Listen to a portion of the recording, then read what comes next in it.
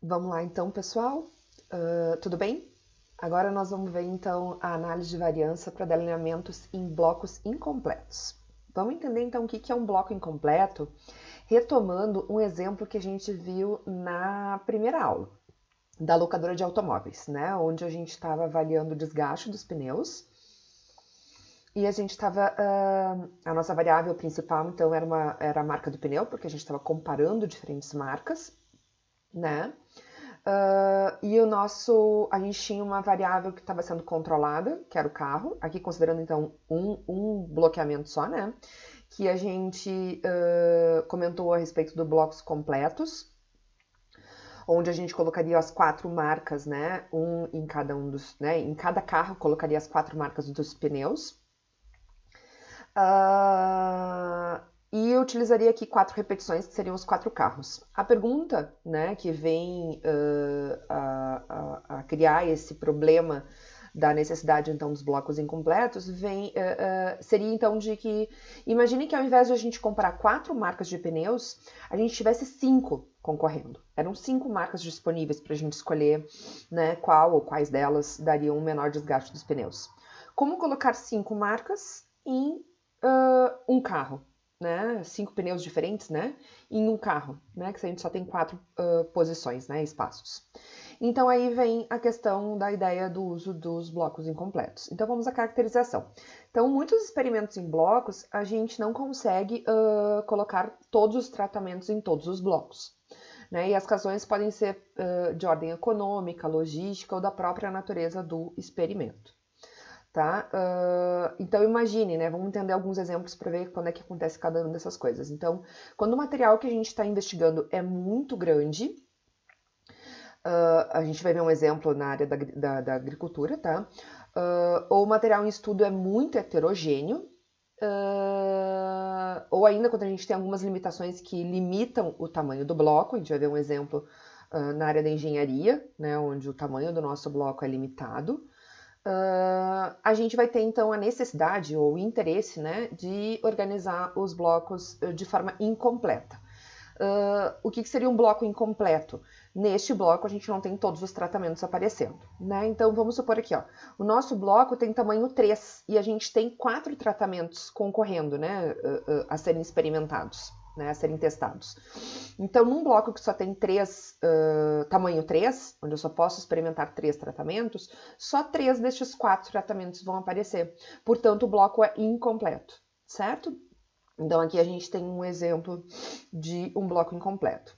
Vamos olhar 2 exemplos e depois um terceiro, que vai ser o que a gente vai trabalhar mais para o final da aula, né? A gente vai retomar ele mais para o final da aula, depois da gente definir, né, fazer alguns entendimentos de definições de blocos incompletos. Imagine que a gente queira comparar rações na alimentação de porcos, tá? A gente trabalhou esse exemplo quando a gente estava falando em blocos. Imagine, por exemplo, que as ninhadas poderiam ser os blocos, né? Qual é a ideia de usar as ninhadas como blocos, né? Os porcos que saíram da mesma ninhada são porcos parecidos, né? Vamos dizer assim, né? Que tem uma genética semelhante em função de que nasceram, né? Tem peso semelhante, né? A mesma idade, né? Nasceram no mesmo dia. Então, isso seria uma forma da gente controlar várias variáveis que poderiam interferir na performance das rações. Então, numa mesma ninhada, eu testaria todas as diferentes rações. Agora, imaginem que, geralmente, né, as ninhadas têm de 6 a 10 animais. E que a gente tivesse, por exemplo, 10 rações sendo testadas. 15 rações, acho que eu falei 10. 15 rações sendo testadas. Como é que eu vou testar 15 rações se em cada ninhada, por exemplo, eu tiver 10 animais apenas? Né? Então, esse seria um caso em que eu teria que fazer blocos incompletos. Então, em cada ninhada, eu não testaria todas as 15, só 10 destas 15. Né? E eu precisaria de mais repetições, então, ou seja, mais ninhadas para poder fazer, né, os testes de todas essas rações algumas vezes, tá? Então, aqui seria o caso de eu ter restrição no tamanho do meu bloco, né? Porque os blocos são as ninhadas e há uma restrição. As ninhadas são pequenas, vamos dizer assim, né? Em relação ao número de blocos de tratamentos que a gente tem para testar. Aqui o caso é o contrário, né? Então, o experimento com milho, não é raro a gente ter um grande número de tratamentos a serem comparados, tá? E aí, vamos supor que a gente vai colocar então esse milho no campo para testar, e o campo, sei lá, teria diferentes níveis de fertilidade, né? Então, vamos pensar num primeiro momento. Nada impediria a gente fazer blocos completos, né? Sei lá, temos 20 tipos de milho a comparar. Eu poderia então pensar num bloco que tivesse 20 parcelas, 20 unidades, 20 pedaços de campo, onde eu colocaria então os meus 20 tipos de milho a comparar. O problema é que esses blocos ficariam tão grandes, imagina lá, né, uma faixa de campo com 20 unidades experimentais, 20 parcelas, e isso seria muito pouco provável de que eu consideraria, então, conseguiria, né, organizar 20 parcelas de campo homogêneas, semelhantes do ponto de vista da fertilidade, tá? Então aqui seria uma restrição pela questão do número, né, de tratamentos e a questão de que isso faria ser algo praticamente impossível, né, de conseguir organizar um bloco que fosse homogêneo. E esse é o nosso exemplo que a gente vai trabalhar então daqui a pouco. Então suponha que um engenheiro químico acredita que o tempo de reação relacionado a um processo químico seja influenciado pelo tipo de catalisador empregado. E ele tem 4 catalisadores para testar. Tá? O experimento, então, consiste em selecionar lotes de matéria-prima e, nesses lotes, aplicar o catalisador e depois observar o tempo de reação. Tá?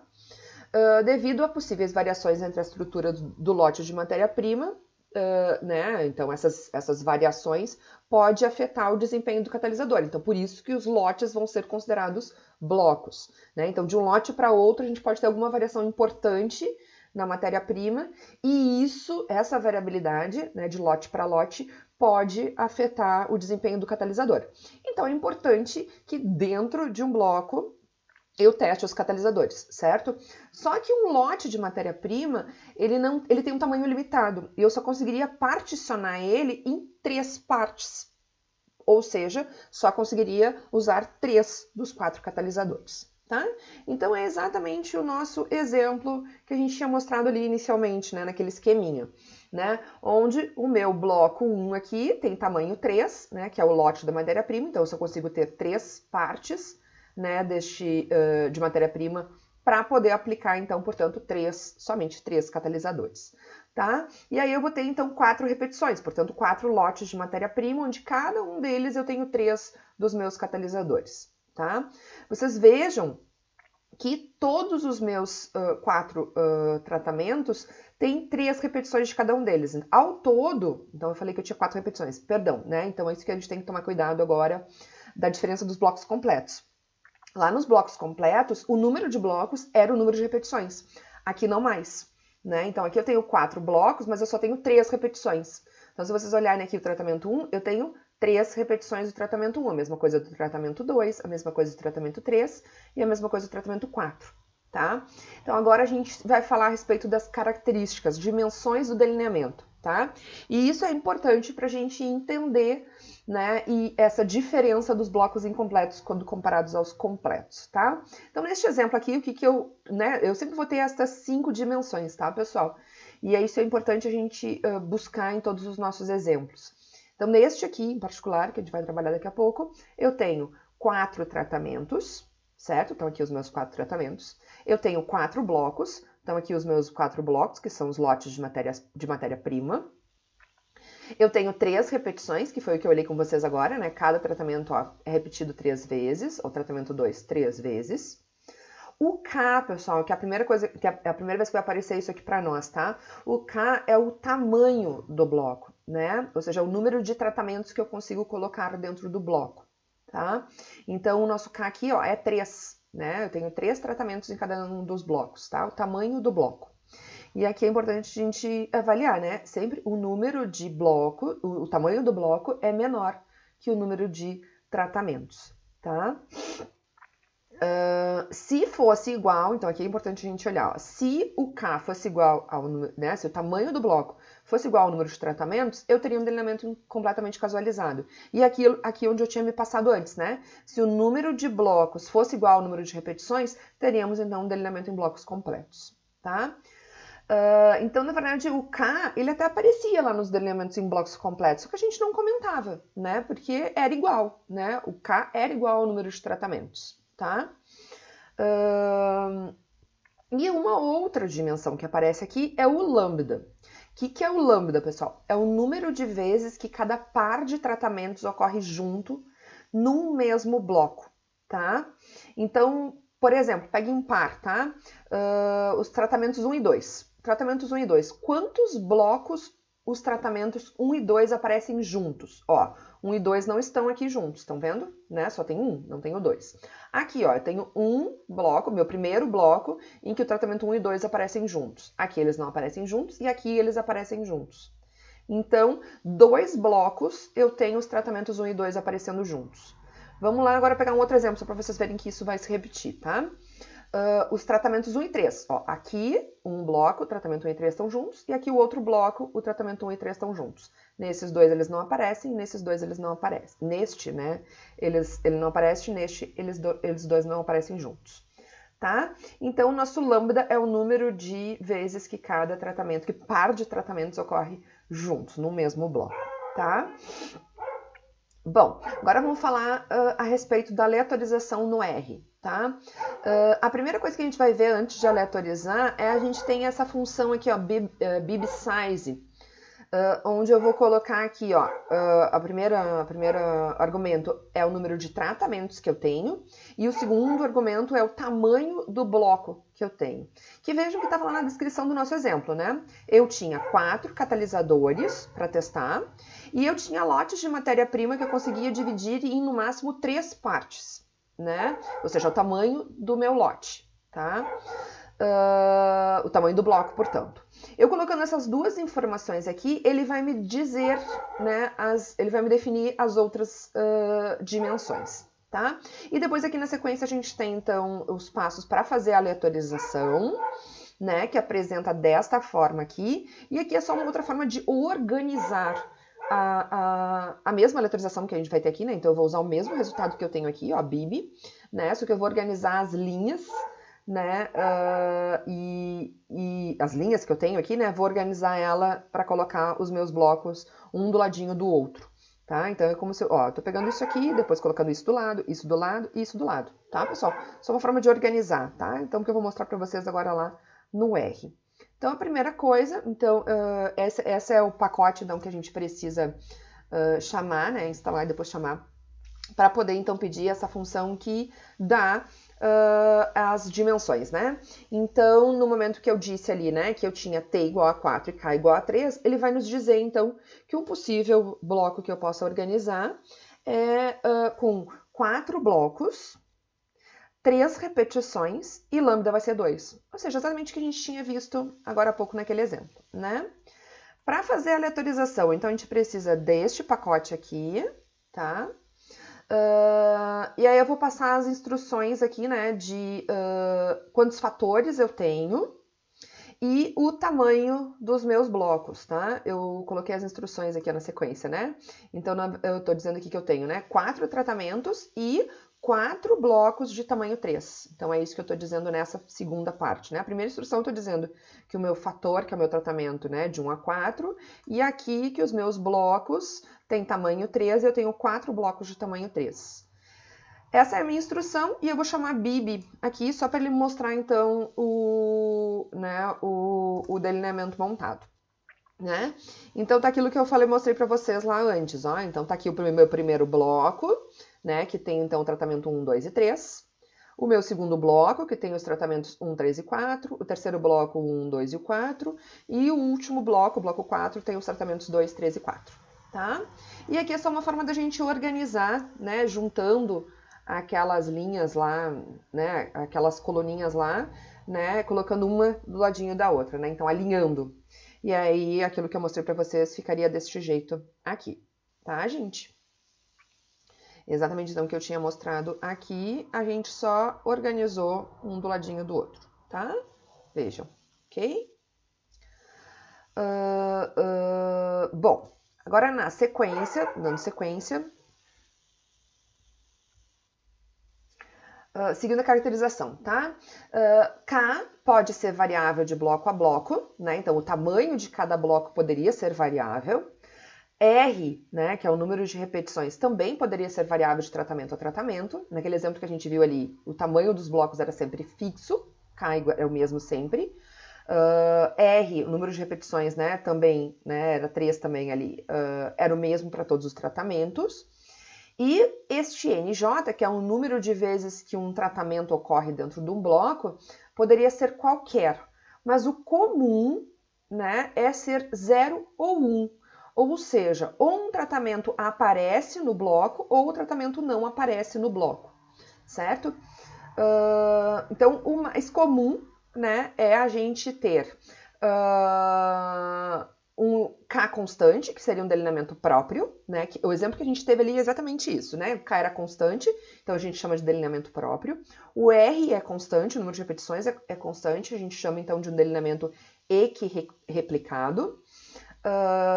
E a gente tem, então, um delineamento binário, né? Ou então, ou o tratamento está presente no bloco, ou o tratamento não está presente no bloco. E aí a gente pode classificar os nossos blocos incompletos como balanceados ou parcialmente balanceados, tá? Então, nós vamos trabalhar, assim, boa parte da aula de hoje com exemplo, né, esse exemplo que a gente viu agora há pouco, né, dos catalisadores. É um exemplo de bloco incompleto balanceado. E a gente vai mostrar 3 exemplos, né, para falar dos tipos de blocos incompletos balanceados, do livro do Pimentel Gomes, que aí eu coloquei para vocês lá um arquivinho zipado com todos esses bancos, são vários bancos do livro, né? Mas os 3 que a gente vai utilizar estão lá dentro. E por fim, a gente vai trabalhar com o exemplo de milho, se eu não tenho nada, é o exemplo de milho, onde nós vamos então entender e né, fazer a análise de um delineamento em blocos incompletos parcialmente balanceados, tá? Qual é a ideia, tá, de diferenciar um caso do outro? Nos balanceados, o nosso lambda é constante, ou seja, os pares de tratamento são sempre comparados com a mesma precisão. O meu lambda é o mesmo em em todo o meu experimento, tá? Então, neste exemplo aqui, o meu lambda é 1, tá? Então, vamos supor, eu tenho aqui, né, só pra gente entender. Eu tenho 12 blocos, 4 repetições. A gente vai ver que isso aqui é um bloco do tipo 1, nós já vamos definir ele aqui, porque eu consigo agrupar os meus blocos em repetições. Né? Então, eu junto 3 blocos, eu tenho uma repetição completa, estão vendo? Eu tenho 9 tratamentos, né? Então, eu juntando 3 blocos, eu tenho todos os meus 9 tratamentos, então eu tenho uma repetição completa, tá? Isso é o bloco do tipo 1, já vamos definir isso. Os meus blocos têm tamanho 3, vocês vejam, ó, o bloco 1 eu consegui colocar só 3 tratamentos, e assim como todos os 12. E o lambda, né? Então, vamos enxergar o lambda igual a 1. Vamos lá, os tratamentos 1 e 2. Os tratamentos 1 e 2 só aparecem juntos no bloco 1, percebem? Assim como os tratamentos 1 e 3 só aparecem juntos no bloco 1 também, ó. Mas nenhum bloco, gente, eu enxergo o 1 e o 2 ou o 1 e o 3 juntos. Ou seja, lambda é igual a 1. Aquele exemplo que a gente tinha visto do catalisador, o lambda era igual a 2, porque eu tinha 2 blocos em que um parzinho de tratamentos acontecia juntos. O que seria, então, um bloco incompleto parcialmente balanceado? Quando esse lambda é variável, tá? Então, nem todos os tratamentos são comparados com a mesma precisão, tá? O mais simples é quando o lambda assume 2 valores, e geralmente valores 0 e valor 1, tá? Principalmente em casos de muitos tratamentos. Vamos supor, neste nosso exemplo aqui, com 9 tratamentos, tá? Esse exemplo aqui dos nossos 12 blocos, que a gente não tivesse 12 blocos, a gente tivesse só 9 blocos, tá? A gente não tem esta última repetição, tá? Então apaguem, tá? Vocês estão olhando aí enquanto eu tô falando, coloquem a mão em cima dessa última parte para vocês entenderem, tá? Dessa última repetição aqui, desse último quadradinho, coloquem a mão em cima para vocês entenderem do que eu tô querendo dizer. Então, por exemplo, quando eu comparar o 1 e o 2, eles acontecem juntos, percebem? 1 e o 3 acontecem juntos, assim como o 1 e o 4, o 1 e o 5. Mas vejam, o 1 e o 6, o 1 e o 6, os tratamentos 1 e os tratamentos 6, ou tratamento 6, não acontecem juntos, tá, gente? Ó, não tem. Daí eu não consigo botar a mão aqui, porque eu botar a mão, vocês, né, não vai estar aparecendo. Então façam vocês aí, coloquem a mão em cima da última repetição. O tratamento 1 e 6 não acontecem juntos. 1 e o 7 acontece, 1 e o 9, mas 1 e o 8 também não acontecem.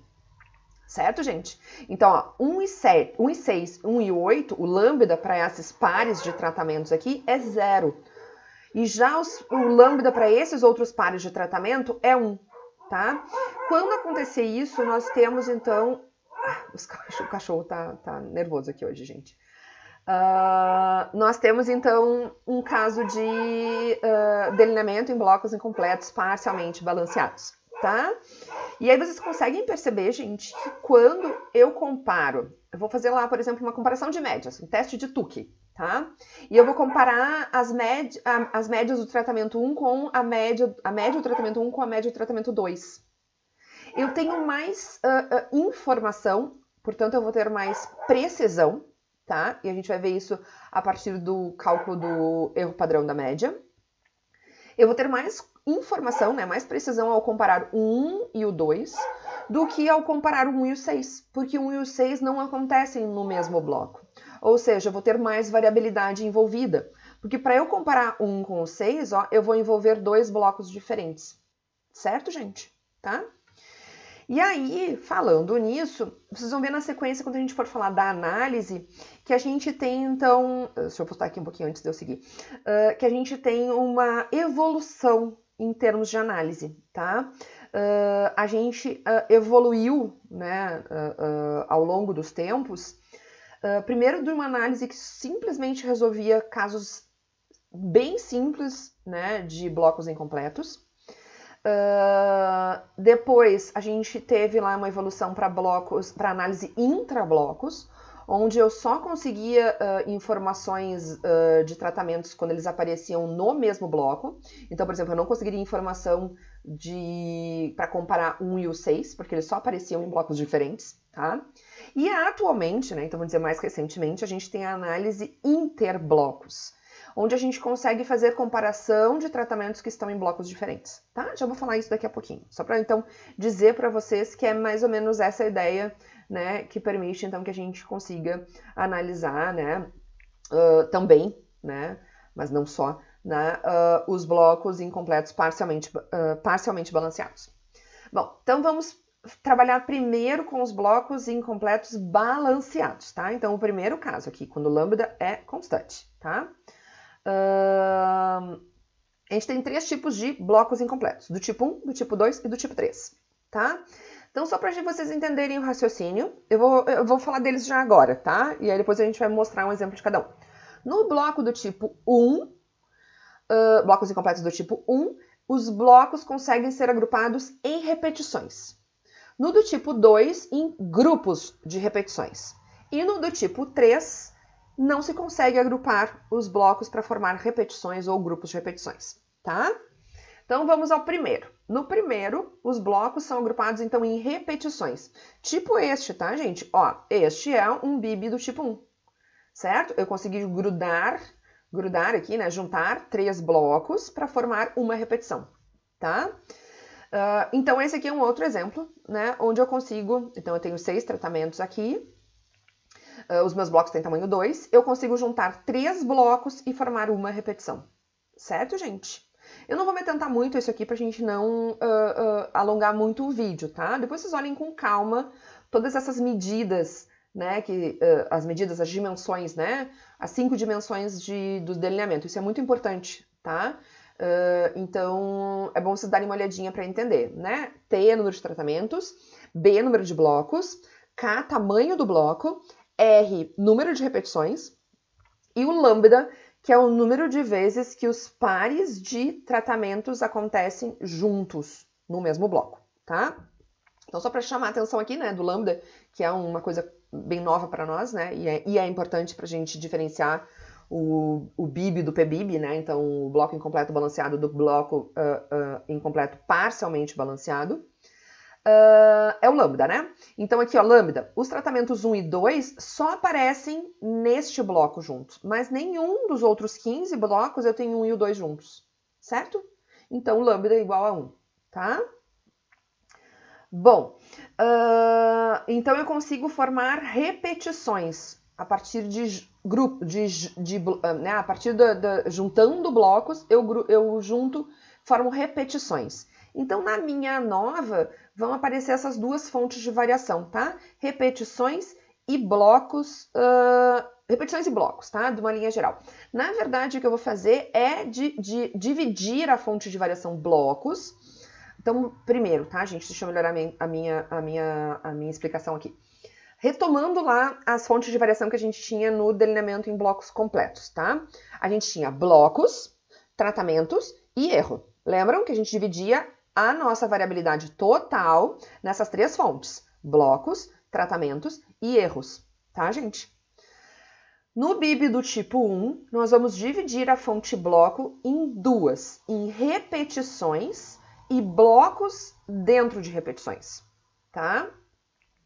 Porque é isso que a gente tem aqui ao fazer essas junções, tá? Ou seja, ó, eu consegui formar 5 repetições, então a minha fonte de repetições tem 4 graus de liberdade, e dentro de cada repetição eu tenho 3 blocos, certo? Porque eu preciso, né? 3 blocos, foi isso que eu falei. Eu preciso juntar 3 blocos para formar uma repetição, né? Então, se eu for pensar nos graus de liberdade de blocos dentro de... Ao todo, só para a gente entender lá, vai aparecer lá, né? Ao todo eu tenho 15 blocos, né? Então, eu tenho 14 graus de liberdade para blocos, tá, gente? Eu tenho aqui, ó, 5 repetições. Então, 4 graus de liberdade para repetição. E eu tenho, dentro de cada repetição, 3 blocos. Portanto, 2 graus de liberdade dentro de cada repetição. Só que como eu tenho 5 repetições, eu tenho 2 vezes 5, 10 graus de liberdade para fonte bloco dentro de repetição, tá? Então, é uma decomposição, né? Ó, 14 é 4 com 10, tá, gente? Então, só para a gente mostrar daquele exemplo que a gente acabou de ver. E o erro vem por diferença ou a partir dessa expressão aqui. Então, aqui no nosso caso, o grau de liberdade do erro é 10, tá? E ao todo, eu tenho, então, 30 observações, né? Porque eu tinha 15 blocos, cada um com tamanho 2, então dão 30 observações, 29 graus de liberdade total. BIB do tipo 2. BIB do tipo 2, eu não consigo agrupar os blocos em repetições, mas eu consigo agrupar em grupos de repetições. Então, o que eu tenho aqui? Ó? Eu tenho 5 tratamentos e os meus blocos têm tamanho 2. Se eu juntar, ó, o bloco 1, eu tenho 1, 2. O bloco 2, eu tenho 3 e 4. Se eu pegar lá o bloco 3, eu vou ter o meu último tratamento que sobra aqui, né? Que falta, que é o 5. Mas daí eu já tenho 2 aparecendo aqui junto, né? Então, eu teria que quebrar no meio, né? Eu teria que dividir, partir o bloco 3 para eu conseguir formar uma repetição, né? E não posso fazer isso. Mas se eu for lá e juntar mais o bloco 4, que tem 1 e o 3, e mais o bloco 5, que tem o 4 e 5, eu tenho agora 2 vezes cada um dos meus tratamentos, ou seja, eu tenho 2 repetições. Então, ao juntar estes 5 blocos, eu formei um grupo de 2 repetições. Certo, gente? Então, o que eu tenho aqui ao todo, tá? Só pra gente ir pra lá. Eu tenho 5 tratamentos, eu tenho 10 blocos. Então, vamos entender os nossos 10 blocos, tá? Então, 10 blocos, eu tenho 9 grupos de... Perdão, eu tenho 10 blocos, eu tenho, portanto, 9 graus de liberdade para a fonte blocos. Eu consegui formar 2 grupos de repetições, certo? Então, eu tenho aqui a fonte grupos 1, ok? Eu tenho agora aqui, dentro do grupo 1, 5 blocos. Então, o grau de liberdade do bloco nesse grupo aqui é 4, certo? 4 graus de liberdade para bloco dentro do grupo. Só que eu tenho 2 grupos, então 4 vezes 2, 8. Tá? Então, este 1 com este 8 dá aquele 9 lá, que é a nossa fonte de blocos, tá? Os tratamentos com 4 repetições e aqui o erro, então, por diferença 6, ou por essa operação. E ao todo, então, o que a gente tinha aqui, né? 20 observações, porque eram 10 blocos, cada um, né, blocos de tamanho 2, tá? Então, 20 observações, 19 graus de liberdade total, ok? Então, esse é o BIB do tipo 2. O BIB do tipo 3, eu não consigo juntar blocos nem para formar repetições e nem grupos de repetições, tá? Então, que é o exemplo aquele do catalisador. O exemplo do catalisador a gente tem justamente isso, tá? Vocês vão ver daqui a pouquinho, quando a gente voltar nele. Aqui, né, se vocês olharem, eu não consigo né, por este exemplo aqui, né, até eu conseguiria organizar. Se a gente tivesse organizado, por exemplo, 1, 2, 3, 4, 5 e 6, né, já que eu tenho blocos de tamanho 3, eu teria conseguido formar. Mas não foi assim que foi feita a aleatorização, tá? A aleatorização foi feita desta forma que a gente está colocando aqui. Então, eu não consigo juntar, né? Então, por exemplo, aqui eu tenho o bloco 1, 2, 5, eu não consigo outro bloco em que eu tenha, deixa eu me ajudar, 3, 4 e 6. Eu não tenho 3, 4 e 6 em nenhum bloco, percebe? Ok? Então, eu não consigo juntar dois blocos para formar, né, uma repetição, ou ainda 4 blocos para formar 2 repetições, certo? A única forma é juntando todos os blocos, e aí eu formaria, então, as minhas 5 repetições, ok?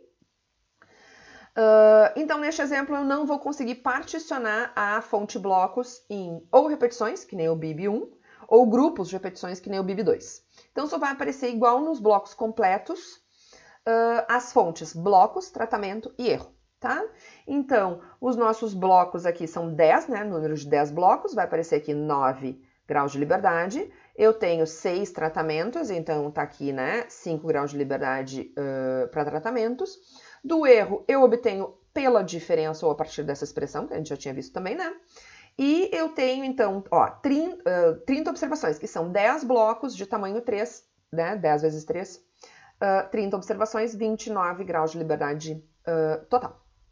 Bom, a análise, então, tá aqui o que eu comentei para vocês, né? E agora eu vou mostrar a partir de um exemplo essa evolução na análise, tá? A análise é um pouco mais complexa, mas a gente ganha principalmente em redução do erro experimental quando comparado aos blocos completos. Porque imagine que nem o exemplo que a gente comentou lá do início, que era do milho, do trigo, sei lá, uma coisa assim, né? Deixa eu voltar lá, só para exemplificar. Eu já volto aqui, né? Aproveitar que a gente tá aqui, a gente fala. Do milho, né? Que geralmente a gente tem, que eu acho que é o último exemplo também, que é o do milho, tá? Geralmente a gente tem uma grande quantidade, variedades de milho a serem comparadas. E aí ficaria impossível a gente pensar num campo experimental onde a gente conseguiria agrupar parcelas de campo homogêneas, né? Portanto, formando um bloco homogêneo. Então, a gente formaria blocos menores, e esses blocos menores, portanto, não estariam completos, não teriam todas as nossas variedades de milho, tá? Então, é isso que eu estou dizendo aqui, certo?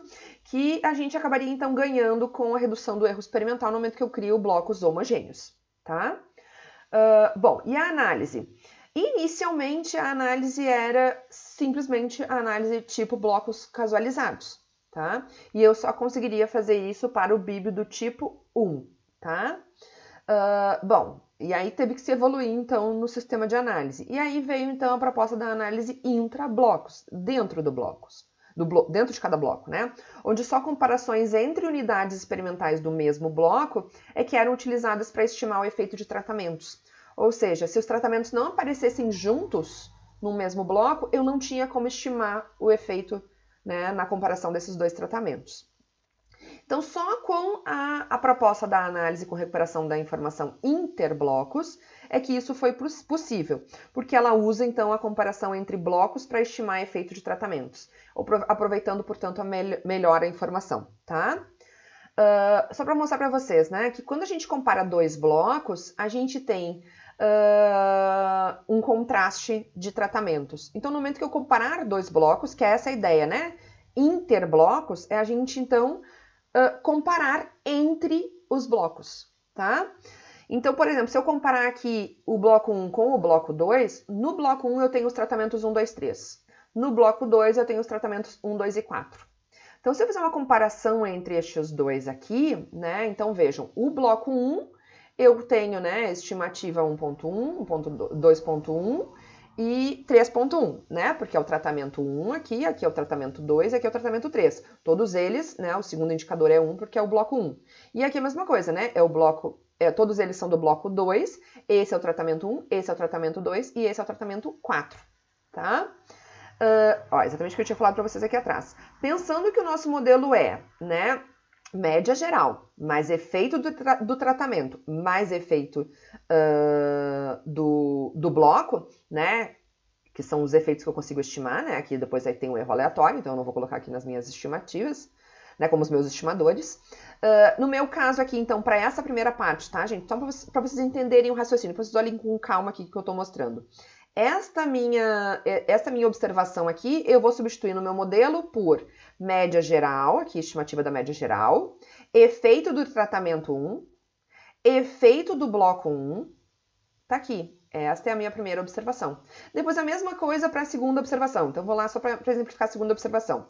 Então, vai aparecer aqui média geral, depois efeito do tratamento 2, tá aqui ele, e efeito do tratamento 1, do bloco 1, tá aqui, certo? E a mesma coisa para a terceira observação. Então, se eu juntar tudo isso, eu vou ter, ó, 3 vezes média geral, 3 vezes efeito do bloco 1, certo? E depois eu tenho aqui efeito do tratamento do bloco 1 aqui, tá? Efeito do tratamento 1, efeito do tratamento 2 e efeito do tratamento 3, tá? Mesma coisa eu vou fazer no bloco 2, tá, gente? Então, substituo aqui pelo modelo linear, somo as parcelas que são iguais, então eu vou ter aqui, ó, 3 vezes média geral, 3 vezes efeito do bloco 2, efeito do tratamento 1, efeito do tratamento 2 e efeito do tratamento 4. Se eu fizer um contraste, ou seja, uma diferença entre esses dois blocos, então se eu fizer isso menos isso, o que vai acontecer? Vai se anular as médias gerais, percebem? Vão se anular os efeitos do tratamento 1, vão se anular os efeitos do tratamento 2, e aí vai aparecer aqui, ó, 3 vezes um contraste entre os efeitos dos dois blocos e o contraste entre os dois tratamentos. Ou seja, quando eu comparo dois blocos, além de ter uma comparação, né, dos dois blocos, ou seja, dos efeitos dos dois blocos, ele também inclui uma comparação, né, entre os dois tratamentos, ou seja, também inclui contraste entre tratamentos. Então, essa é a ideia desta análise. Eu aproveitar esta informação no momento em que eu comparo, recupero, né, ou seja, comparo a informação que eu tenho entre os blocos, interblocos. Certo, gente? A gente não vai mostrar cálculo aqui nesta análise pela complexidade. Então, vocês vão ver que a partir daqui, tá? A partir desta aula, a gente vai começar a vamos dizer assim, dever, tá, gente? Se vocês tiverem interesse, eu tenho esse material todo, né, mais completo, vamos dizer assim, esses slides com todos os cálculos, né, as fórmulas, para os modelos de ANOVA, então, por exemplo, para os blocos incompletos, desses exemplos aqui, e eu limpei para a gente ter uma coisa mais sucinta, tá? Para a gente partir para a parte mais prática, né? Então, aqui é a ideia mais teórica que eu queria trazer para vocês, esse entendimento da análise. Então, o que a análise faz é isto, tá? E aí agora nós vamos olhar, então, na sequência, um exemplo de cada um desses tipos de blocos incompletos, do tipo 1, do tipo 2, do tipo 3. Usando esses exemplos que eu falei para vocês do livro do Pimentel Gomes, tá? Então, este exemplo que eu estou mostrando para vocês, eu nem vou chamar a atenção aqui pra gente, tá? Pra gente ganhar tempo, pra gente ir direto pra análise, porque eu quero chamar a atenção da análise aqui para vocês, tá? Para mostrar a diferença da análise do tipo 1, do tipo 2 e do tipo 3.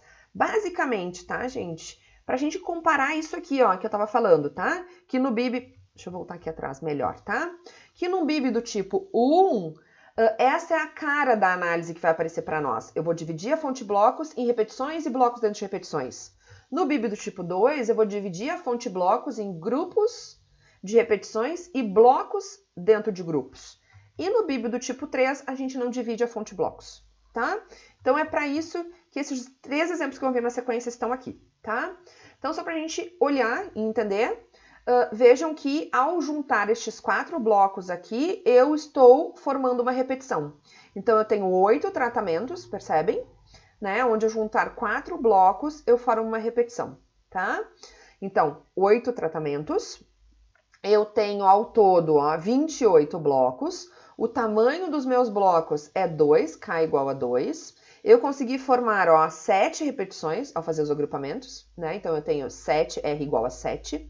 E o lambda é 1. Então, se vocês olharem aqui, ó, os tratamentos 1 e 2, só neste bloco 1 que eles aparecem juntos. Qualquer outro bloco que vocês olharem aqui com calma, não tem mais os tratamentos 1 e 2 juntos, tá, gente? Entre parênteses aqui, né, que eu tô dizendo, são os tratamentos, tá? E fora do parênteses é a minha medida, tá? Da minha variável lá, que a gente não tá entrando no mérito aqui de quem são esses tratamentos, esses 8 tratamentos, e o que são O que é esse 20? O que é esse 18? Aqui é a variável resposta, tá? Eu chamo, inclusive, aqui ó, de y, tá? Para a gente facilitar a nossa vida e ir direto para análise, tá? Para chamar a atenção da análise. Então, aqui, uma análise para BIB do tipo 1, tá, gente? Então, a gente vai colocar o seguinte modelo, tá? Então, deixa eu chamar a atenção aqui, deixa eu ver se eu consigo selecionar isso. Aqui, ó. Esse é o meu modelo, tá, gente? O que tinha que aparecer lá, gente? Os blocos, dividindo blocos em repetições e bloco dentro de repetição, lembram? Depois a fonte de tratamento e depois o erro experimental, tá? O meu modelo linear sempre vai ter do lado de cá o y, a variável resposta, e do lado de cá os meus fatores, ok? Então, o que eu teria que colocar do lado de cá, gente? Estas 3 fontes, né? Vamos lá. Os meus blocos, eu não vou colocar os blocos, eu vou colocar no que eu vou particionar, que são as repetições e os blocos dentro das repetições. E depois os tratamentos. O erro experimental eu não preciso colocar, ele sabe que ele tem que obter por diferença, tá? Então eu preciso colocar essas 3 fontes. Então aqui os meus tratamentos, e esta aqui é a instrução, gente, para que eu coloque então repetição, a primeira, e depois vai aparecer bloco dentro da repetição, tá? Então quando a gente coloca essa barrinha aqui, você vai ver que isso aqui vai aparecer para nós mais para frente lá, quando a gente chegar no modelo hierárquico, tá? É uma ideia de hierarquia. Então, primeiro eu tenho as repetições, e dentro das repetições eu vou ter os blocos, tá? Então, os blocos estão alinhados às repetições, tá? Então, é isso que a gente tem que colocar no nosso modelo, ok, gente? O que eu quero chamar a atenção aqui, além disso? Esse keep order tem que colocar, tá? Porque eu preciso que a análise de variância... Então, eu vou interpretar aqui as coisas, tá, gente? Depois eu só vou lá mostrar lá no R como a gente vai fazer. Eu preciso, né, que a minha análise apareça na ordem em que eu estou colocando, que os meus fatores apareçam na ordem. Ou seja, principalmente, né, o que eu estou chamando a atenção aqui é que a minha última fonte tem que ser o tratamento. Porque somente para ele o teste vai estar correto. Ou seja, os 2 testes anteriores vão estar errados, gente. Então, esses p-valores aqui estão errados, porque essas somas de quadrados estão erradas, elas não estão ajustadas, né? Lembram lá do modelo sequencial e do modelo onde eu tinha a soma de quadrados parciais, soma de quadrados do tipo 3, quando eu tinha perda de informação. Nossa última aula lá de blocos, né? Quando eu perco a informação de um bloco, eu preciso fazer a soma de quadrados do tipo 3. Lembra que eu chamei a atenção que só a última fonte que estaria certinha, tá? Como aqui, o que eu quero chamar a atenção para vocês, a gente poderia fazer exatamente o que a gente fez lá, daria uma trabalheira do cão, tá? Ou eu não preciso me preocupar, eu só preciso dizer o seguinte, que o meu tratamento tem que ser a última fonte, porque daí ela vai estar correta. E como o meu objetivo aqui simplesmente é fazer o teste para tratamentos, as outras fontes anteriores não são interessantes, eu não tenho interesse, elas só precisam aparecer para que os graus de liberdade, né, sejam definidos para cada uma das fontes, né, e que eu chegue aqui, portanto, aos meus 21 graus de liberdade para o erro, né, definidos corretamente, e, portanto, na sequência, né, a soma de quadrado para erro vai estar correta, a média de quadrados de erro vai estar correta, porque é isso que eu vou utilizar para poder obter o F aqui para tratamentos, tá? Então, essa parte final da tabela tá ok, e é isso que a gente precisa, tá, gente? Então, essa é a partezinha mais chata, vamos dizer assim, que a gente tem que tomar cuidado na análise, tá? Então, eu preciso colocar esta instrução aqui, ó, de termos, porque eu estou dizendo o quê? Que os termos da minha análise estão sendo colocados e precisam, né? Eu coloco esse termo aqui para que esta instrução aqui seja lida, porque senão essa instrução aqui, ela não existe dentro do LM, tá? Então, para que essa instrução aqui seja atendida, que a ordem dos termos seja respeitada, tá, gente? Então, antes da gente interpretar, vamos lá para o R para eu mostrar isso para vocês? Bom, então estamos a partir daqui, fizemos toda a, né, aqui a aleatorização, e agora a gente chega aqui, ó. Então, a primeira coisa que eu tô falando para vocês aqui é o ler os dados do Pimentel Gomes, tá? Então, se a gente for aqui, ó, nos meus dados, na minha pasta de dados, vocês vão ver que eu tenho aqui, ó, pimentel.rda, que é o arquivo que eu coloquei para vocês lá no Moodle, tá? É como se fosse um arquivo zip, onde tem vários bancos de dados do livro do Pimentel Gomes, tá? Acredito que estão todos os livros lá, todos os bancos de dados do livro dele. Ó, quando a gente faz essa leitura, ele vai lá e coloca, ó, de cada um dos capítulos do livro, página, exercícios, tá? Então tem um monte de bancos de dados aqui. Nós vamos chamar especificamente aqueles de interesse para nós, ó. Então, por exemplo, eu vou chamar aqui o Pimentel Gomes lá do capítulo, acho que é do capítulo 10, né? Os 3 que a gente vai analisar, ó, são do capítulo 10, tá? Que é do capítulo de blocos incompletos, tá? Então, esse é o nosso primeiro, que é o BIB do tipo 3, tá? Onde eu estou, então, analisando esse banco de dados do Pimentel Gomes. Então, já chamei atenção ali, né, para a instrução. A nova, então, para apresentar a minha tabela, ok, gente? Então, vamos lá. Tá aqui, esse teste... Não vai selecionar, por quê, querido? Aqui. Esse teste aqui, que é o teste que me interessa e que tá correto. Então, esse meu 17 aqui é esse 53 dividido por 3, tá? Este 5, este 6 aqui não estão corretos, mas também não é interesse nosso, né, fazer teste para repetição e para bloco de anti-repetição. Tá? Eu só preciso que essas fontes apareçam na minha análise, tá, pessoal? É isso só que a gente tem que tomar cuidado, ok? Então, esse é o teste que me interessa, tá? Teste para tratamentos, 17,34, deu F, altamente significativo, ou seja, mostrando que há diferença significativa entre os tratamentos, tá? Eu só preciso chamar a atenção de uma outra coisa, só para vocês verem, ó. Repetições, lembram lá que a gente tinha 7 repetições, então estão aqui, né, as nossas 6 graus de liberdade. Eu tenho, né, dentro de cada repetição 4 blocos, então, portanto, 3 graus de liberdade, só que é vezes 7, 21. Então, aqui, então, 21 graus de liberdade de bloco dentro de repetição. E se eu somar esses dois aqui, vai dar 27, certo? 21 com 6, 27. Que são os nossos 28 blocos menos 1, 27 graus de liberdade para blocos, tá, pessoal? Então, tá aqui a nossa interpretação, a diferença significativa entre os tratamentos, né, esse resultado aqui. E aí, a próxima etapa, então, que a gente mostra aqui é o teste de comparações múltiplas. Aqui eu tô mostrando o TUC. Então, eu vou só interpretar aqui com vocês e depois eu volto para o R para mostrar a análise. Aqui eu estou usando o pacote EM-MINS, mas a gente também tem o pacote LS-MINS, tá? São duas opções. Uma pessoa, até eu coloquei lá para vocês, o professor Valmes, da Universidade Federal do Paraná, trabalha muito, né? Então, ele tem muito material muito bom da área de planejamento de experimentos, né, análise, né, de experimento e planejamento de experimentos, utilizando o R. Então, muito das minhas aulas aqui, eu baseei no material dele. Muito bom, muito completo. E até eu coloquei lá no Moodle para vocês um link para o livro dele, o livro online dele, de análise de experimentos utilizando o R, tá? Então, vai assim, muito além do que eu tenho aqui nos slides, tá? Então, dúvidas que vocês possam ter, é bem provável que sejam respondidas com o material do Valmes, tá? Tá lá. Então, por que eu falei isso? Porque o Valmes me disse que o LS-MINS, eu botei os dois lá no script, tá, pessoal? Lá no RStudio. E vou chamar uma atenção daqui a pouquinho. Mas o Valmes me disse que este pacote aqui, ele é uma versão melhorada, né? São os mesmos autores, uma versão melhorada do LS-MINS, tá? Então, por isso que ele me disse, usa esse nas tuas aulas, tá? Então, por isso que eu tô mostrando aqui nos slides a solução por ele, tá? O EM-MINS, tá? Então, a instrução é essa aqui, onde a gente, a partir dessa instrução aqui, CLD, a gente pede do EM-MINS, né? Que é vamos dizer aqui, o EM-MINS está fazendo uma comparação de médias, né? Tá pedindo as médias do nosso modelo lá, M1, né?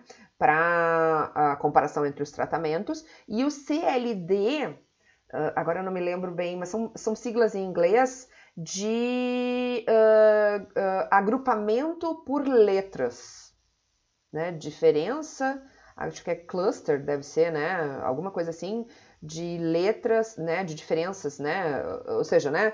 Esses agrupamentos aqui, tá, pessoal?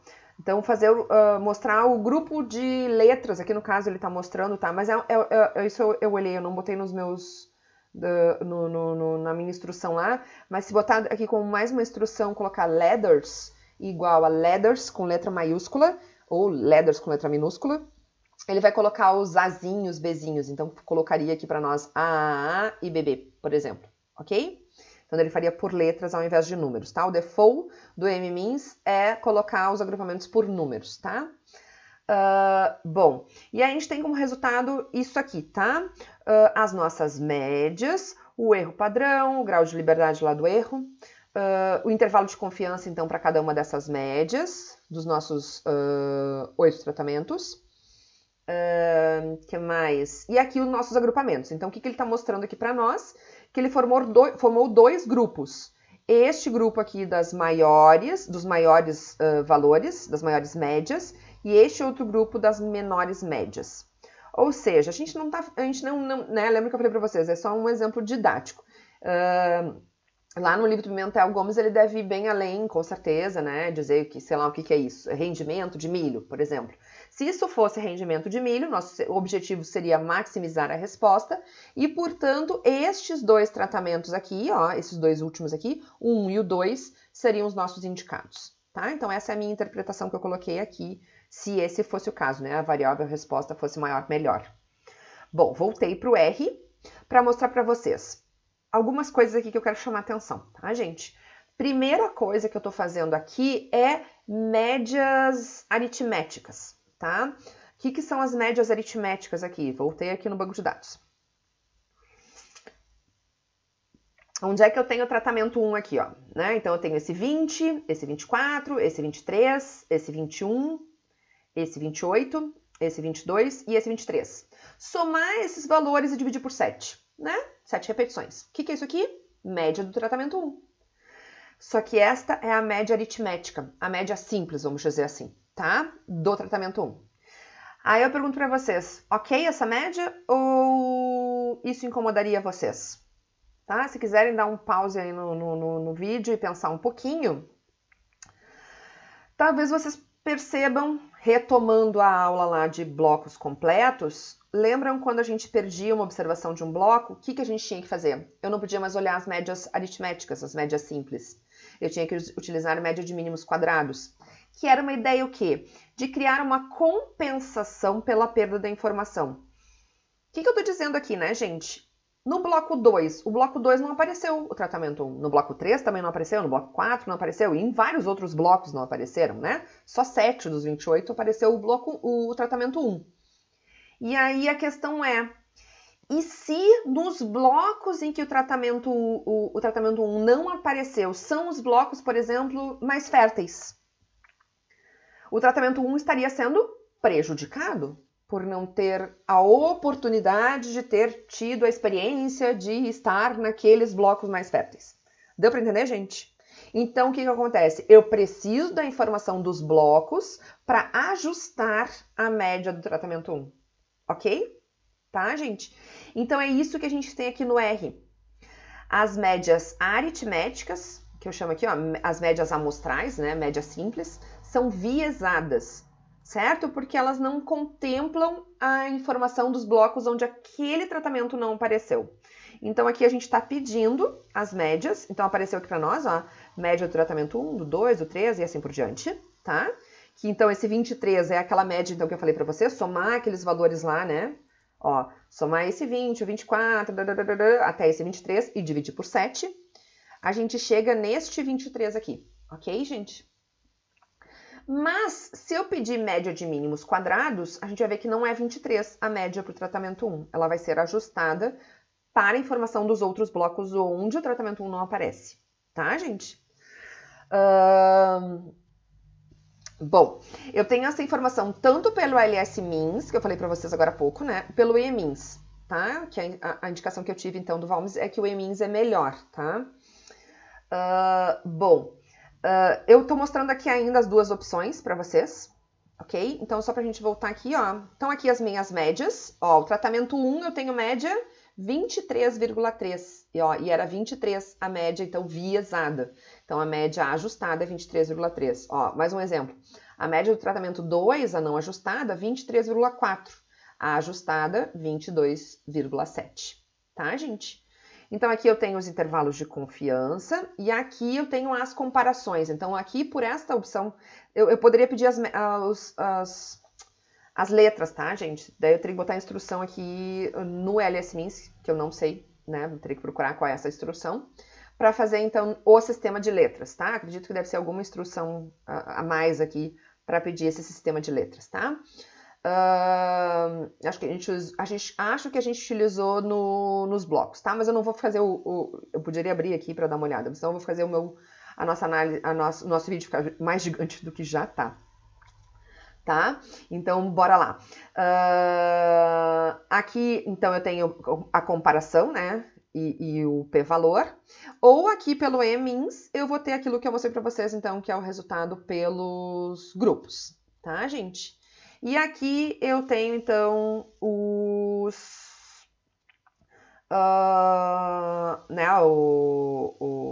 gráficos para fazer a análise de resíduos. Gente, agora, para o meu vídeo não ficar tão gigante, o que eu vou propor para vocês? Esse mesmo raciocínio que eu fiz aqui, né, esse mesmo passo a passo, a gente vai fazer para o tipo 2. Só o cuidado, vejam aqui qual é a diferença. Vai aparecer, só vou chamar atenção, ó.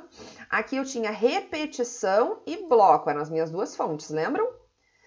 No bloco do tipo 3, eu vou ter agora grupos, porque eu formo grupos de repetições com os meus blocos.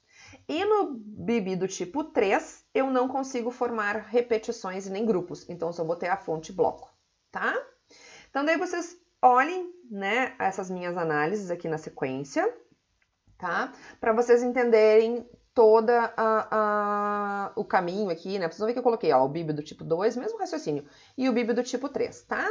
Agora nós vamos voltar a este exemplo dos catalisadores, tá? Então eu tinha 4 catalisadores, só que os meus blocos tinham um tamanho que só permitiam 3 serem testados, tá?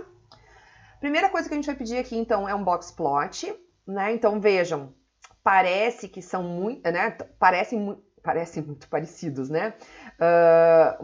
São parecidos aqui, né? O tempo de reação desses catalisadores, a menos do catalisador 4, ó, né? Que eu olhando aqui a mediana, né? Ela se sobressai, esses outros sim, resultados mais parecidos.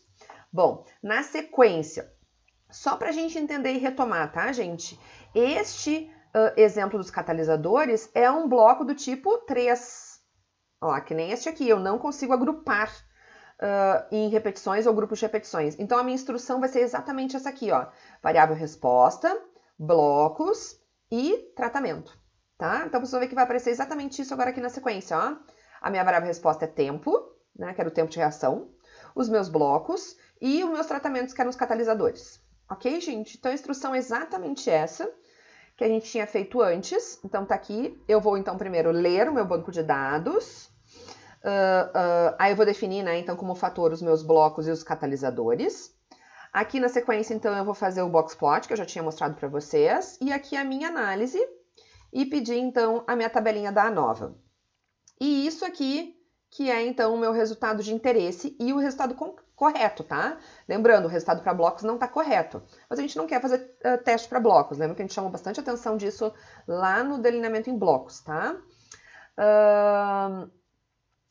Seguindo, tá? Então, o que a gente tem aqui? Um teste significativo para os catalisadores, ou seja, a diferença significativa entre os catalisadores. Se eu pedir aqui as médias simples, eu tenho aqui, ó, então só para chamar atenção, né, no tratamento 4, que era o maior, 74, tá? Mas se eu pedir média de mínimos quadrados, já vejam, ó, que o tratamento 4, na verdade, a média de mínimos quadrados para ele é 75, certo? Então, esse é o cuidado que a gente tem que ter, tá, pessoal? E aí a gente enxerga o quê, ó? Significativo, todas as diferenças em que envolve o 4, somente elas. Ou seja, o tratamento 4 é o que se sobressai em relação aos outros 3, não diferindo os outros 3. Pelo sistema de letras aqui do M-MINS, a gente enxerga exatamente isso, sistema de números aqui, tá? Que seja. Ó, o tratamento 4 se diferencia dos outros 3 que não diferenciam-se entre si. Só que, como o nosso objetivo aqui é menor, melhor, né? Porque a gente está falando aqui em tempo de reação, a gente quer, então, uma reação mais rápida, né? Esse é o objetivo de usar um catalisador. Então, qualquer um dos 3, por não ser diferente significativamente, os catalisadores 1, 2 ou 3 poderiam ser indicados, tá, gente? E aqui, só para a gente finalizar, então, a gente tem a análise de resíduos, né? Ok, tá? Aqui, gente, eu vou pular, mas eu peço que vocês façam, tá? Pra gente não... Eu vou fazer rapidinho, tá? Mas é só para mostrar para vocês que a gente tem aqui uma função que faz a análise completa, né? Tipo a gente tinha lá nos outros que eu falei, né? Acho que dos blocos eu falei, acho que eu falei no completamente casualizado também, né? Então tá aqui, ó, sisteminha de letras, eu só vou mostrar o finalzinho, tá? Mas tem toda, ó, aqui as diferenças com os p-valores que a gente tinha visto antes, lá pela LS-MINS, ou o sistema de letras, ele entregou aqui, aqui o nosso valor, ó, aqui o 11,67, ó, a mesma coisa que eu tinha falado para vocês, ó, o teste para tratamento está ajustado, mas o para blocos não está ajustado, né, unadjusted, então não está ajustado, tá? Então, mas esse teste está ok. Tá? Então, estão aqui os nossos resultados. Coeficiente de variação, ele entrega, o tempo médio geral, tá? Então, é bem legalzinho, tá, gente? Então, deem uma olhadinha aqui para entender e qualquer dúvida, né, prendam o grito. Beleza. Seguindo, tá? Reticulados, tá? O que são os nossos reticulados? São delineamentos em blocos incompletos, onde as nossas repetições se redistribuem de forma ortogonal. Então, se vocês olharem aqui, ó, o 1, 2, 3 que está aqui nesse bloco, ele se divide nas outras repetições. Então, aqui, o que eu fiz, né? É um BIB do tipo 1. Ó, eu junto 3 blocos e formo uma repetição. Estes 3 tratamentos se dividem nas outras 3 repetições nos 3 blocos. Ó, estão vendo? E a mesma coisa o 4, 5 e 6, ó, divididos, divididos e divididos, tá? Então, isso é uma característica dos reticulados, ok? Que mais que é uma característica? O reticulado é sempre um quadrado. O número de tratamentos é o quadrado do tamanho do bloco. Então, no nosso exemplo aqui, ó, o tamanho do bloco é 3. 3 ao quadrado, 9, que é o número de tratamentos, tá? Então, são algumas características que a gente vai ver, tá? Aqui está exatamente então o que eu tinha falado, né? Que os nossos blocos, ó, os nossos tratamentos aqui se dividem nas outras repetições. Ao todo, então, como eu tenho 3, o tamanho, né? O K é igual a 3, eu vou ter 4 repetições, é sempre K mais 1. Que mais? O lambda é sempre 1, então se vocês olharem, ó, o 1 com o 2, só neste bloco 1 e o 2 aparecem juntos. Em todos os outros ele vai se dividir, que é justamente a ideia da divisão, tá? Isto. O que mais que eu tenho que chamar a atenção aqui? Que eu vi que eu me demorei muito no início, então eu não quero fazer áudios gigantes, tá, gente? Então vou tentar chamar a atenção das coisas mais importantes. Bom, a vantagem é essa que eu falei para vocês. O K é fixo, né? O K é igual a 1 sempre. Ou seja, todas as comparações entre os tratamentos vai ter sempre a mesma precisão. Mas qual é a desvantagem? Conforme eu vou aumentando o número de tratamentos, eu vou acabar tendo, né? Porque é sempre o número de tratamentos é o quadrado do tamanho do bloco. Eu vou ter blocos muito grandes e, portanto, muitas repetições. Então, aqui eu tô pegando aqui um extremão, né? Aqui tá o nosso exemplo que a gente tinha visto, né? Ó, eu tinha 9 tratamentos, os meus blocos tinham tamanho 3 e eu formei 4 repetições. O exemplo que eu mostrei agora há pouco, tá? Se eu tivesse 81 tratamentos, e isso não é, isso acontece em alguns experimentos na agricultura, tá, gente? Eu teria, então, blocos de tamanho 9, vamos dizer, um bloco já relativamente grande, e 10 repetições. Esse nosso experimento ficaria gigante, certo? E impraticável financeiramente, tá? E aí vem, então, o uso dos reticulados parcialmente equilibrados, que são exemplos de blocos incompletos parcialmente balanceados. Lembra que a gente tinha falado isso lá no iniciozinho da aula? Que é o quê? Quando o meu lambda varia. O meu lambda vai ser 1 para alguns pares de tratamentos e 0 para outros pares de tratamentos. Então, para eu exemplificar, eu peguei aquele exemplo que a gente tinha lá com as 4 repetições e tiramos a última repetição.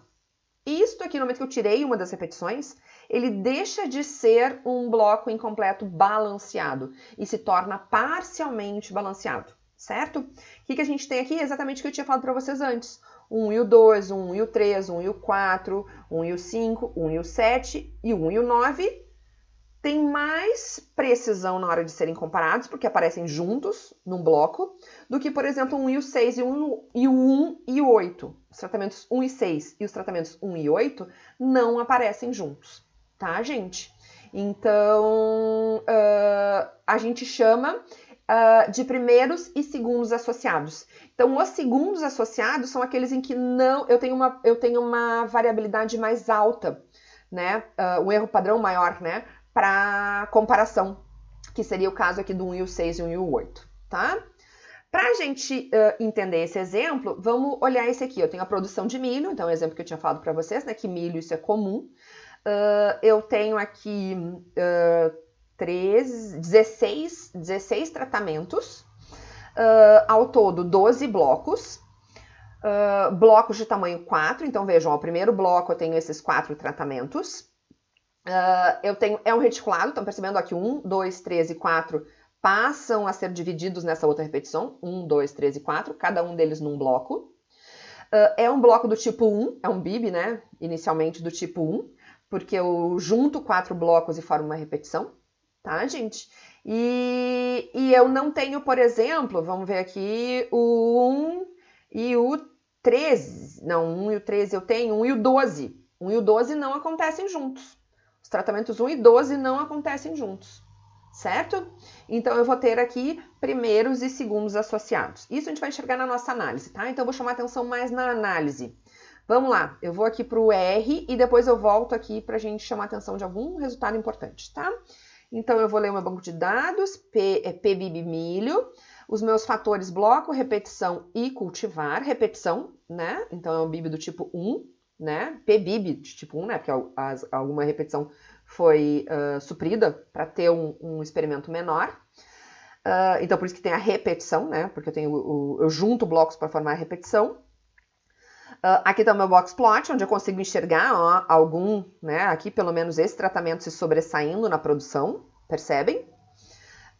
Eu vou fazer a análise é igualzinha àquela do BIB do tipo 1, lembra que eu tinha falado? Eu tenho que manter a ordem, o meu tratamento é o último, que a cultivar é o último a aparecer, e aqui eu coloco repetição e coloco bloco, e essa eu coloco a instrução hierarquizada, né? Porque daí vai ter na minha análise repetição e bloco dentro de repetição, né? Como divisão da fonte grandona blocos, tá? E aí eu peço a minha análise. Tá aqui, então, o teste que me interessa, que é o da cultivar. Um teste significativo, né? Um asterisco só, a 5%, né? Ficou no limiar a 1 aqui. Então, há diferença entre as cultivares. Aqui eu só vou chamar a atenção de novo, gente, de que as médias aritméticas, médias amostrais, são viesadas. Então, por exemplo, aqui, para o tratamento 1, 2,4. E aí eu vou pedir na sequência a média de mínimos quadrados, só para chamar a atenção de vocês, né? Ó, a média 1, 2,4 e a média 1 de mínimos quadrados, 2,21. Né? Então, esse ajuste é um ajuste que é importante, gente. Então, a média deve ser feita, as comparações de médias devem ser feitas com esta média aqui. Tá? Então, aqui eu tenho as comparações com p-valor. E aqui, pelo EMINS, eu vou ter as comparações com as letras, os números, tá? Fazendo a comparação aqui, gente, como o meu objetivo é maior, melhor. Lembram das bolinhas, né? Então, aqui eu tenho, né? Aqui como se fosse o ó, eu tenho todas essas aqui, seriam cultivares, vamos dizer assim, piores, com menores médias. Depois aqui eu teria essas todas que ficaram com 1 e 2 juntos, né? São cultivares intermediárias. E por fim ficou só a cultivar 4, que era que a gente tinha visto aqui no final das contas, se sobressaindo em termos de rendimento, maximizando o rendimento. Então essa seria a nossa indicação, utilização da cultivar 4, tá? E por fim, né, a checagem dos resíduos. Lindíssima.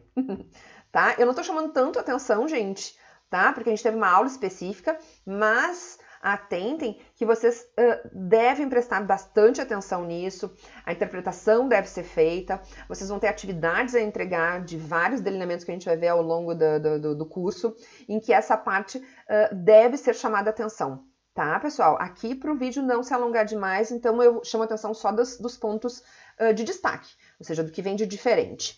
Aqui vem um momento pedichona, Lise pedichona, tá? Para o pessoal que curte R, que gosta de ir atrás lá de por que deu errado, né? De entender os argumentos de uma função ali.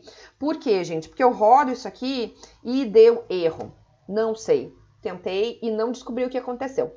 Tá? Então, essa aqui seria aquela função que faz um tudão, né? Que nem essa aqui que eu tinha mostrado anteriormente, né? Aqui seria bib.test, aqui a gente tem a pbib.test, né? A instrução é muito parecida, mas não rolou. O K aqui seria o tamanho do meu bloco, né? Que no nosso caso ali era K igual a 4. Só para mostrar aqui, ó. Ó, K igual a 4. Não rolou, gente, tá? Então, aquela parte ali eu deixo como um plus, que quem quiser aí me dar esse carinho, eu vou ficar bem feliz. Aqui, só para a gente finalizar, eu quero chamar a atenção, né, que a gente fez a análise lá, aqui pelo LS-MINS, tá? Porque ele vai mostrar aqui para nós o erro padrão, gente. Percebem que o erro padrão eu tenho o valor 0,42 e 0,441, dependendo do par de médias que a gente está comparando. Vejam, ó, o 1 com 12 que eu falei para vocês, lembra que eu tinha falado? Ó, 1 e o 12 não aparecem juntos. Eu não tenho 1 e 12 aparecendo juntos no mesmo bloco, mas eu tenho 1 e 2 aparecendo juntos. Então, vamos lá comparar, ó. Quando eu tenho 1 e 2, é 0,42 o erro padrão. Mas quando eu tenho 1 e 12, sobe para 0,44 o erro padrão. Ou seja, né, que é isso que eu chamei a atenção, que é aquela ideia dos primeiros associados, erro padrão menor, segundos associados, erro padrão maior. Tá, gente? Então, isso que eu queria chamar a atenção aqui nesse exemplo. E aqui está o resultado com a interpretação que eu tinha falado para vocês, né? Como o objetivo aqui é maximizar a produção do milho, a cultivar 4 é a nossa indicada. Depois, na sequência, a gente tem, então, acho que 2 exercícios, tá? Para vocês colocar em prática essas análises que a gente mostrou ali, tá? Vai ter mais alguma coisinha, eu vou complementar isso aqui mais para frente. É isso. Beijos!